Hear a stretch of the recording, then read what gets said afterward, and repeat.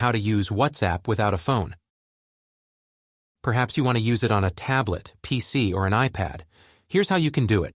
Well, it's not possible natively because WhatsApp doesn't have an official iPad app or allow installation on unsupported devices that do not have ability to make or receive calls.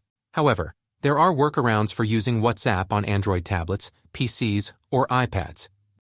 On Android tablets, download the WhatsApp APK file and install it via sideloading.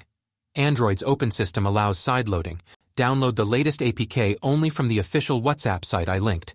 I don't recommend other sites. If Install from Unknown Sources is disabled in Settings, enable it first.